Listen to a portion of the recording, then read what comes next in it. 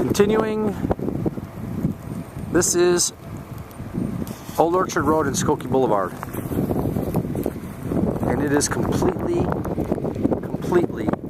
drifted and out of control.